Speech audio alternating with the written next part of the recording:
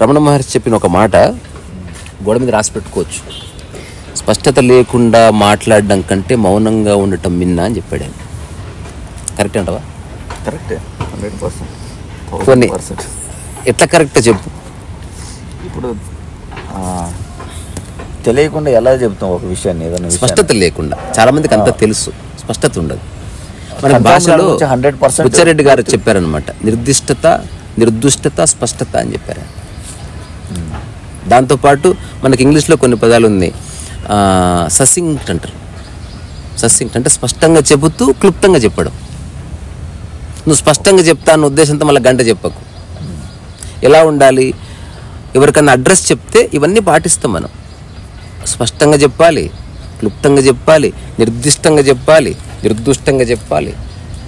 అన్నీ కలిపితే ఎదుటి వ్యక్తికి సైకలాజికల్గా ఒక ఫ్రేమ్వర్క్ జరుగుతుంది. ఇప్పుడు మెడిటేషన్ అంటే స్పష్టంగా చెప్పని కారణంగా అందరు పక్కదోవబడుతున్నారు. ఇప్పుడు నా ఇంటి అడ్రస్ స్పష్టంగా చెప్పని కారణంగా, ఉదాహరణకి స్పష్టంగా చెప్పకుండా చెప్పనా, ఒక పెద్ద బిల్డింగ్ ఉంటుంది, ఆ బిల్డింగ్ పక్కనే మా ఇల్లు. ఇందులో స్పష్టత లేదు. పెద్ద బిల్డింగ్ అంటే మొత్తం ఈ ఏరియాలో పెద్ద బిల్డింగ్ మాదే, దాని పక్కనే ఉంటుంది. ఇప్పుడు నువ్వు ఎంతసేపు చెప్పినా ఎదుటి వ్యక్తికి ఒక ఐడియా వచ్చే అవకాశం లేదు. అందుకని మన మనసులో ఉన్న సమాచారం కొంచెమే. స్పష్టత వచ్చిందంటే అది ఖచ్చితంగా ఆచరించిన తర్వాతనే వస్తుంది. ఆలోచిస్తూ వస్తున్న స్పష్టతలో చాలా ప్రాబ్లమ్స్ ఉంటాయి. అది లాజిక్ అనే ఒక పిల్లర్స్ మీద నిలబడుతుంది. అంటే ఆలోచిస్తూ స్పష్టత వచ్చింది, లాజిక్ మీద నిలబడుతుంది. దానికి కాళ్ళు ఉండవు. ఎగ్జాంపుల్, లైఫ్ అంటే ఏందని ఒకడు ఆలోచిస్తూ స్పష్టత తెచ్చుకున్నాడు. అంత మాత్రం చేత వాడు జీవించలేడు. ఒకవేళ నువ్వు ఆలోచించిందే చెప్తూ ఉండగా ఎవరన్నా వింత ప్రశ్న వేశారనుకో, నీ దగ్గర జవాబు ఉండదు. ఎందుకంటే నీ థాట్ ప్రాసెస్లో అలాంటి ప్రశ్న ఉండకపోవచ్చు. అందుకని నీకు కోపం రావచ్చు, ఏమైనా జరగచ్చు. ఆచరించిన వాడు ఎవడు ఎట్లాంటి ప్రశ్న నేను, అది అనవసరమైన ప్రశ్న అయితే ఇది అనవసరం అండి, మనకు సెట్ కాదండి, అవసరమైతే అంత అక్కర్లేదండి, ఇలా చాలు, ఎవరైనా చెప్తా అదే కరెక్ట్, నేను చెప్పాలనుకున్నది అదే, ఇంకా వ్యక్తి ఏముండదు, విషయం ఉంటుంది అంత. అందుకని స్పష్టత చాలా ఇంపార్టెంట్. అంటే క్లారిటీ విదిన్ చాలా చాలా చాలా చాలా అట్మోస్ట్ ఇంపార్టెంట్. ఇప్పుడు ఎవరికి కూడా చెక్ చేసుకోవాలి, నువ్వు చెప్తున్న విషయాలు నిజంగా నీకు తెలుసా? జస్ట్ పేరు ప్రఖ్యాతులు వస్తాయని చెప్తున్నావా? అందరి ముందు నేనున్నా అని చెప్పుకోవడానికి చెప్తున్నావా? నీ ఐడెంటిటీ కోసం ఏదో ఒకటి చెప్పాలనుకుంటున్నావా? అసలు నువ్వు చెప్పడం వెనక ఏమైనా గుర్తింపు కోరుకుంటున్నావా?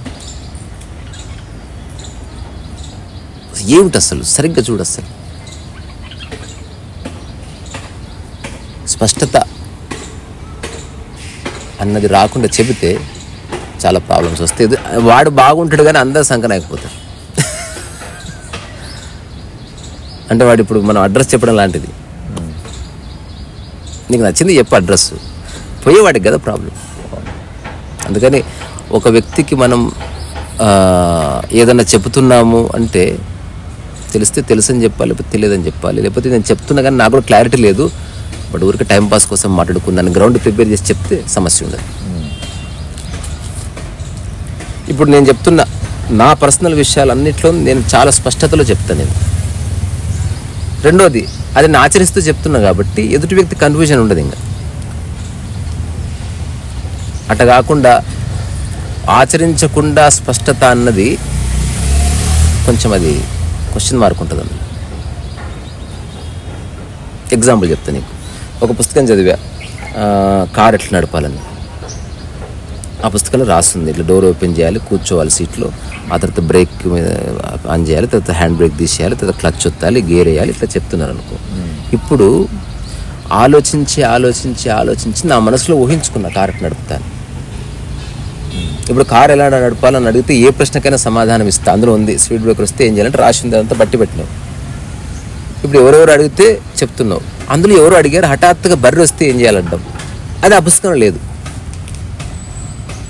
అందుకని నీకు తెలియదు. ఇంకా ఎట్లా చెప్తావు? ఎందుకంటే నువ్వు చదువుకున్న దాంట్లో లేదు కదా.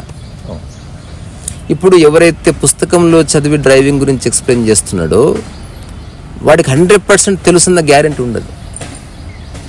ఒక సినిమా కథ చెప్పినట్టే. మన సినిమా కథ ఏం చేస్తాం, రకరకాల క్యారెక్టర్స్ అన్ని క్రియేట్ చేసుకొని మానసికంగా స్పష్టత తెచ్చుకుంటాం అంతే. వాళ్ళు రియల్ ఎగ్జిస్ట్ అయ్యి లేరు. ఒకవేళ అందుకే అప్పుడు లూప్ హోల్స్ అట్లా వస్తాయి కదా. మరి ఒకవేళ విలను ముందే తెలుసుకుంటే అని ఎవడో అడుగుతాడు. అప్పుడు మళ్ళీ ఆలోచిస్తుంది. మనం ఆలోచిస్తూ కథను బిల్డ్ చేస్తున్నాం కాబట్టి వచ్చిన ప్రశ్నలకు మళ్ళీ ఆలోచిస్తూనే మన జవాబులు కనుక్కోవాల్సి వస్తుంది. అట్లా ఆలోచిస్తూ ఆలోచనల్లో పర్ఫెక్షన్ వచ్చిన తర్వాత స్క్రిప్ట్ రెడీ అయిందని చెప్తాం. అంతే కదా. కానీ రియల్ లైఫ్ అట్లా ఉండదు. కారు డ్రైవింగ్ వచ్చిన వ్యక్తి స్పష్టంగా తెలుసు వాడికి పుస్తకంలో ఉన్నది ఏది చెప్పకపోవచ్చు. వాడు మామూలు వ్యక్తికి ఆచరించి చెప్తున్న వ్యక్తికి ఒక సైద్ధాంతికమైన తేడా ఉందని చెప్పి ముగిస్తా. ఇది ఎవడైనా క్రాస్ చెక్ చేసుకోదగ్గది. మళ్ళీ నేను చెప్పిందని నమ్మనం లేదు. ఎవడైతే ఆలోచిస్తూ ఉన్నాడో, ఆలోచిస్తూ ఒక కంక్లూషన్కి వచ్చాడో వాడందరికీ ఒకే విధంగా చెప్తాడు. ఎవడైతే ఆచరిస్తున్నాడో వాడు వ్యక్తికి వేరే విధంగా చెప్తాడు. ఎందుకని? వాడికి మూలం తెలుసు కదా. నీకు ఆల్రెడీ కొంత డ్రైవింగ్ వచ్చు అనుకో, నీకు ఒకలా చెప్తాడు. ఒకటికి అసలు ఏమీ రాదు, వాడికి ఒకలా చెప్తాడు. వాడికి ఆల్రెడీ వచ్చు, కొన్ని రహస్యాలు చెప్తాడు. ఒకడికి ఎప్పటికీ రాదని తెలిసిపోయింది, వాడికి నేను నేర్పించనని చెప్తాడు. ఆచరించిన వాడికి ముఖం మీద చిరునవ్వు ఎప్పుడు ఉంటుంది. ఎందుకంటే వాడికి ఎదుటి వ్యక్తిని చూడగానే వాడు ఎక్కడున్నాడో తెలిసి అక్కడి నుంచి వాడు జవాబు చెప్తాడు తప్ప ఏదో చెప్పేయాలన్న ఉబలాటం ఏమి ఉండదు.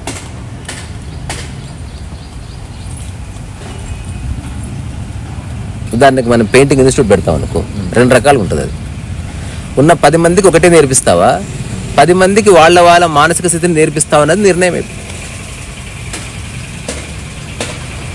అందరికి ఒకటే నేర్పిస్తే కోర్స్ అవుతుంది. కోర్స్ ఎప్పుడు, అందుకే మనం వర్క్షాప్ స్టార్ట్ చేస్తలేము. అందరికి ఒకటే నేర్పడం నాకు ఇష్టం లేదు. ఇప్పుడు రాధగారు వస్తారు, ఆమె మానసిక స్థితికి ఆమెకు చెప్పాలి, నీకు వస్తే నీ మానసిక స్థితికి నీకు చెప్పాలి. వెంటనే వాళ్ళ మానసిక తెలిసిపోతుంది, వితిన్ సమ్ టైం తెలిసిపోతుంది. అంటే వాళ్ళకి ఎంతవరకు అవగాహన. ఇప్పుడు ఉదాహరణకి వాడు ఎప్పుడు బొమ్మలు వేయకపోవచ్చు, కానీ పర్స్పెక్టివ్ మీద వాడికి ఒక అవగాహన ఉండొచ్చు. హ్యూమన్ అనాటమీ మీద వాడి కళ్ళలో స్పష్టత ఉండొచ్చు అంతర్గతంగా. వాడు జస్ట్ పెన్సిల్ పెట్టి వేస్తే కొద్ది రోజుల్లో ఒక పర్ఫెక్షన్ రావచ్చు.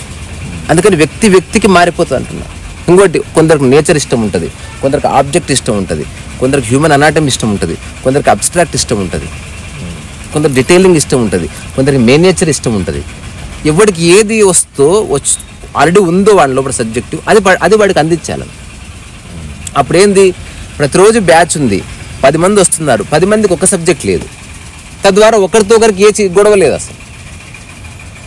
ఎవరికి వాడు ఇండిపెండెంట్గా నేర్చుకుంటున్నాడు అంతే. ఈ పార్కే ఎగ్జాంపుల్. ఒక చెట్టును పోలి మరొక చెట్టు లేదు. అన్నిటికీ నీళ్లు పోస్తున్నాం, చెట్టును బట్టి నీళ్లు పోస్తావా, అన్ని చెట్లకు ఒకటే కొడతావా? చెట్టును బట్టి నీళ్లు పోస్తావు. End of the story. అందుకని స్పష్టత లేకుండా మాట్లాడడం కంటే మౌనంగా ఉంటాం నేను. ఒకటి. రెండోది, స్పష్టత లేకుండా మాట్లాడినప్పుడు ముందే చెప్పు, నాకు అంత అవగాహన లేదు కానీ ఊరికే మాట్లాడుతున్నాను అట్లా.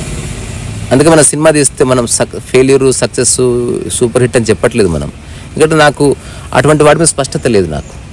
నాకున్న స్పష్టతల్లా ఏదో కెమెరా ఉంది, తక్కువ డబ్బుల్లో ఏదో కొంతమంది పెట్టి ట్రై చేస్తా. నేను అనుకుంటే రావచ్చు, రాకపోవచ్చు. మేబీ ఒక 10 సినిమాలు చేసిన తర్వాత అప్పుడు నేను ఏమైనా స్పష్టంగా వస్తే నేను తీశానంటే సూపర్ డూపర్ హిట్ అని చెప్పొచ్చు. అంటే వర్మ చెప్పింది కరెక్ట్, ఎవరికి తెలియదు ఏది హిట్ అవుతుంది. రాజమౌళి లాంటి వాళ్ళు, రాజ్ కుమార్, హిరాణి లాంటి వాళ్ళు ముందే పర్ఫెక్ట్ ప్లాన్ ప్రకారం చెక్కుతూ అందుకే టైం ఎక్కువ తీసుకుంటారు.